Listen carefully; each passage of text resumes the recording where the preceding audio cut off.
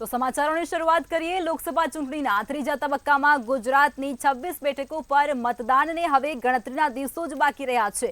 ત્યારે તમામ રાજકીય પાર્ટીઓએ પોતાના સ્ટાર પ્રચારકોને મેદાને ઉતાર્યા છે।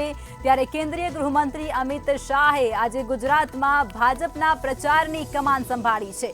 સવારે અમિત શાહે જામકંડોરણામાં સભા સંબોધી હતી અને કહ્યું હતું કે સોમનાથ મંદિર સોનાનું બનાવવાનું શરૂ થઈ ગયું છે। સાથે જ કોંગ્રેસ પર પ્રહાર કરતા તેઓએ કહ્યું કે બંને તબક્કામાં રાહુલ બાબાના સુપડા સાફ થઈ ગયા છે। ત્યારબાદ અમિત શાહ આદિવાસીઓના ગઢમાં પહોંચ્યા હતા અને ભરૂચના ખાડોલીની જાહેર સભામાં અમિત શાહે જણાવ્યું હતું કે યુસીસી આદિવાસી ભાઈઓના કાયદા પર લાગુ નહીં પડે।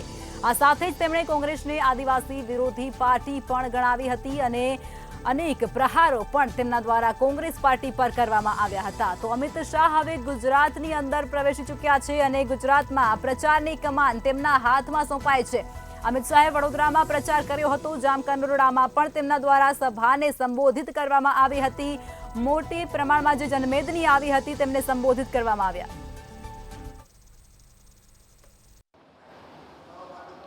જી બિલકુલથી જો વાત કરવામાં આવે તો લોકસભા ઇલેક્શન 2024ને લઈને બીજા તબક્કાનું મતદાન છે તે મતદાન પૂર્ણ થઈ ગયું છે। પરંતુ હવે તો જો વાત કરવામાં આવે તો 7 મેના રોજ ગુજરાતમાં જે પ્રમાણે લોકસભા ઇલેક્શન છે તેને લઈને ભારતીય જનતા પાર્ટી દ્વારા ઝંઝાવાતી પ્રચાર છે તે પ્રચાર શરૂ કરી દેવામાં આવ્યો છે। જો વાત કરવામાં આવે તો કેન્દ્રીય ગૃહ અને સહકારિતા મંત્રી દ્વારા જે ગુજરાતમાં 3 જગ્યાએ જે સભા છે તે સભા કરવામાં આવી હતી। ત્યારબાદ વડોદરાની અંદર જે રોડ શો છે તે રોડ શો કરવામાં આવશે। એટલે કે કહી શકાય કે જે પ્રમાણે કેન્દ્રીય ગૃહ અને સહકારિતા મંત્રી અમિત શાહ દ્વારા જે જંગી અને ઝંઝાવાત પ્રચાર છે તે પ્રચાર હાલ ગુજરાતમાં છે તે ગુજરાતમાં કરવામાં આવી રહ્યો છે। જો વાત કરવામાં આવે તો પોરબંદર ખાતે આવેલા જામકંડોરણામાં કેન્દ્રીય ગૃહ અને સહકારિતા મંત્રી અમિત શાહ દ્વારા જે સભા છે તે સભાનું આયોજન છે તે આયોજન કરવામાં આવ્યું હતું, જેમાં ખૂબ જ મોટી સંખ્યામાં લોકો છે તે લોકો ઉપસ્થિત રહ્યા હતા અને કેન્દ્રીય ગૃહ અને સહકારિતા મંત્રી અમિત શાહ દ્વારા કોંગ્રેસ ઉપર પ્રહાર છે તે પ્રહાર કરવામાં આવ્યા હતા। જે પ્રમાણે વડાપ્રધાન નરેન્દ્ર મોદીને બીજી વખત ચૂંટીને લાવ્યા બાદ જે પ્રમાણે જે ભારતીય જનતા પાર્ટીની સરકાર દ્વારા જે રામ મંદિર છે તે રામ મંદિર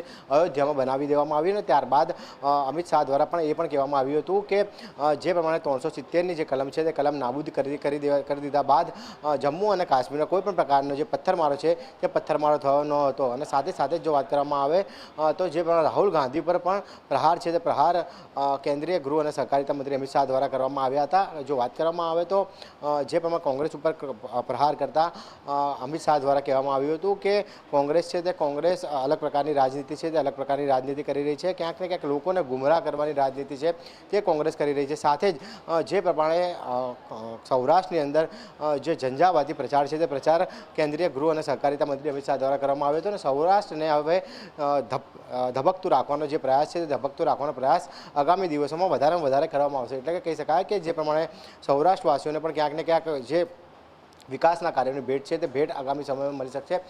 જે પ્રમાણે પોરબંદરના જે ઉમેદવાર છે મનસુખ માંડવિયા તેમના માટે પણ તેમને નિવેદન કરવામાં આવ્યું હતું કે મનસુખ માંડવિયા છે તે મનસુખ માંડવિયાને વડાપ્રધાન નરેન્દ્ર મોદી દ્વારા છે તે સૌરાષ્ટ્રમાં મોકલવામાં આવ્યા છે। એટલે કે જે પ્રમાણે જંગી બહુમત સાથે પોરબંદરની અંદર મનસુખ માંડવિયા છે તે મનસુખ માંડવિયાને જીત છે તે જીત અપાવવાની છે। સાથે જ જો વાત કરવામાં આવે તો દિગ્ગજ નેતાઓની ઉપસ્થિતિમાં સૌરાષ્ટ્રમાં મેગા સભા છે તે સભા આયોજન કરવામાં આવ્યું હતું। ત્યારબાદ વડોદરાની અંદર જે ભવ્ય રોડ શો છે તે રોડ શો કરવામાં આવ્યો હતો અને સાથે જ જો વાત કરવામાં આવે તો જે પ્રમાણે હાલમાં ગુજરાતની 26 બેઠકો ઉપર જે ભારતીય જનતા પાર્ટીનો વિજય છે તે વિજય થશે અને 5 લાખ કરતાં પણ વધારે લીડ છે તે લીડ ભાજપ મેળવશે તેવો દાવો છે તેવો દાવો કેન્દ્રીય ગૃહ અને સહકારિતા મંત્રી અમિત શાહ દ્વારા કરવામાં આવ્યો હતો। એટલે કે કહી શકાય કે હવે જ્યારે ત્રીજી વખત જ્યારે ભારતીય જનતા પાર્ટીની સરકાર જો બનશે તો અમિત શાહ દ્વારા નિવેદન આપવામાં આવ્યું હતું કે જે પ્રમાણે જે કોંગ્રેસે કરેલા જે ખાડાઓ છે તે ખાડાઓ પૂરી અને તેની પર વિકાસનો જે રથ છે તે રથ ફેરવવામાં આવશે અને ક્યાંક ને ક્યાંક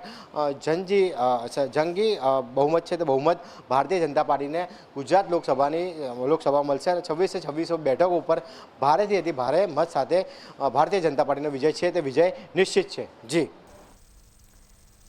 તો અમિત શાહ દ્વારા ગુજરાતની અંદર પ્રચંડ પ્રચારની શરૂઆત કરી દેવામાં આવી છે। જામકંડોરણાની અંદર તેમના દ્વારા સભાને સંબોધિત કરવામાં આવી હતી। મોટી સંખ્યામાં જનમેદની પણ આ સભાની અંદર જોવા મળી હતી અને આ સભા દરમિયાન તેમના દ્વારા કોંગ્રેસ પર આકરા પ્રહારો કરવામાં આવ્યા હતા। ત્યારબાદ વડોદરામાં પણ તેમના દ્વારા જનસભાને સંબોધિત કરવામાં આવ્યું હતું। ભરૂચના ખાડોલીમાં પણ તેમના દ્વારા પ્રચાર કરવામાં આવ્યો હતો। તેમની સાથે અનેક ભાજપના નેતાઓ પણ ઉપસ્થિત જોવા મળ્યા હતા। ભરૂચના ખાડોલીમાં પણ અમિત શાહ દ્વારા ચૂંટણી માટેનો પ્રચંડ પ્રચાર છે તે શરૂ કરવામાં આવ્યો હતો। જામકંડોરણામાં પણ તેમના દ્વારા સભાને સંબોધિત કરવામાં આવી।